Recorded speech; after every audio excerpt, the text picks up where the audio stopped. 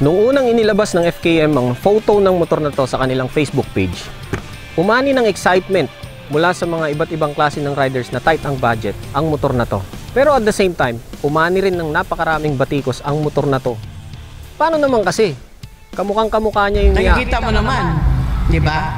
Nakikita mo naman, di kailangan magsalita pa, nakikita mo na yan. Di ba?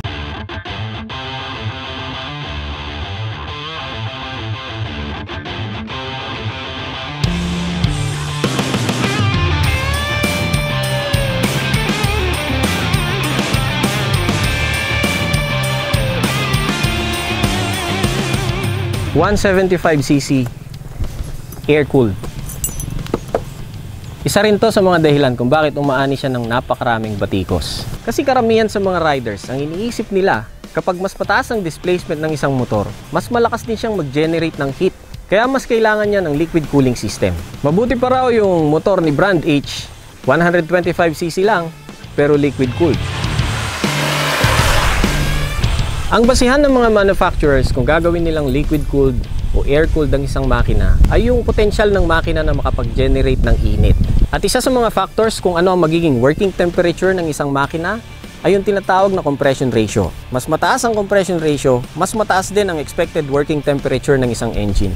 Pero kung mas mainit naman pala ang isang engine na may mas mataas na compression ratio, bakit may mga manufacturers na pinipili pa ring itaas ang compression ratio ng engine ng motor na ginagawa nila? Ano nga ba ang pakinabang ng pagkakaroon ng isang mataas na compression ratio? Mas mapipiga mo ang potensyal ng isang engine na mag-generate ng mas malakas na power kung itataas mo ang compression ratio niya. Mas magiging matipid din siya sa gasolina. Gaya na lang ng popular na 125cc na gawa ni Brand H. Parang hindi 125cc kung mag-perform. Kaya lang, dahil nga sa itinaas nila ang compression para makapiga sila ng mas malakas na power at mas magiging matipid siya sa gas, mas may potential din siyang uminit. Kaya nga ginawa nila siyang liquid-cooled. Ito, air-cooled lang. Ang compression ratio lang nito ay 9.3:1. Napakababa. Kaya hindi na rin ako nagtataka na kahit na 175cc siya, ang power output niya ay halos kapantay lang ng 125cc ni Brand H na pinag-uusapan natin. Pero kung ganoon naman pala na hindi ka gaanong makakapiga ng power sa isang engine na mas mababa ang compression ratio, bakit may mga manufacturers naman na pinipili ring ibaba ang compression ratio ng engine ng mga motor nila? Well, sa ganitong mas mababang compression ratio, hindi na siya nagre-require ng liquid cooling system. Hangin lang, sapat na. Air-cooled. Hindi complex, mas mababa ang maintenance, wala kang iniisip na coolant pump na magmamalfunction. Kailan ka ba nakakita ng fan ng ganitong air-cooled na engine na tumigil sa pag-ikot? Hanggat umiikot ang magneto, umiikot din yung fan kasi sumasabay yung fan sa ikot ng magneto.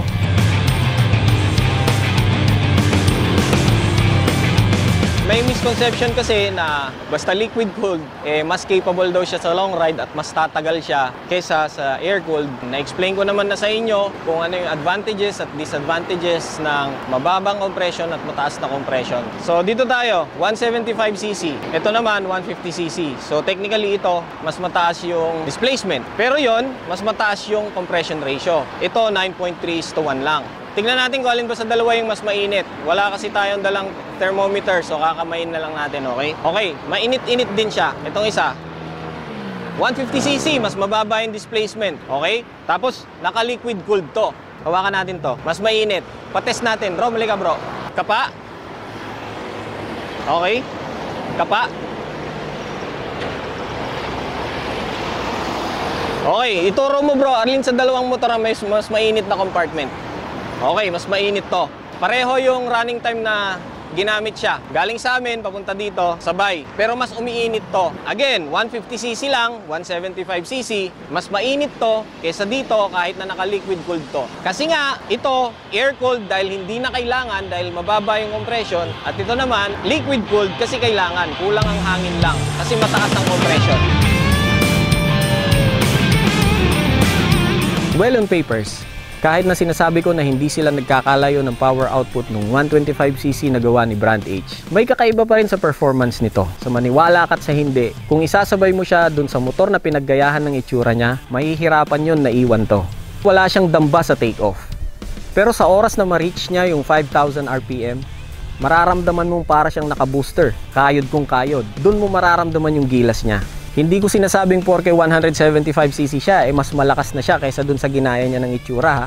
Ang sinasabi ko lang, may gilas din siya. Hindi siya madaling iwan. Gaya nga ng sinabi ko kanina, hindi sila nagkakalayo ng power output ng 125cc ni Brand H na naka-liquid cooled. Ito, 124 kg. Yung kay Brand H, 112 kg. Kung power to weight ratio ang pag-uusapan, mas mataas pa nga ang power to weight ratio ng 125cc na gawa ni Brand H eh. Kaya hindi ko alam kung saan nanggagaling ang gilas nito.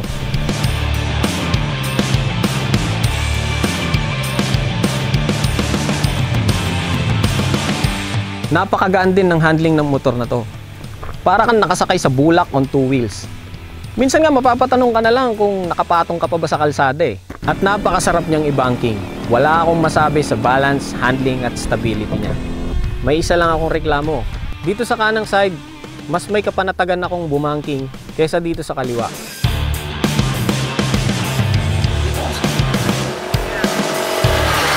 Kasi dito sa kaliwang side, medyo bitin yung cornering clearance niya. Kapag napapasarap ako ng banking, sumasayad yung center stand kahit na kung tutuusin, hindi pa naman siya higang-higa. Mas nakababa to eh, kaya mas ramdam mo rin yung low center of gravity niya. Yun naman ang gustong-gusto ko sa kanya. Kapag galing ka sa banking, parang kusa kanyang ibinabangon. Satisfied din ako sa braking performance niya. So far, wala naman akong reklamo. Ilang beses akong nagpreno sa alanganing sitwasyon, pero never naman niya akong ipinahiya.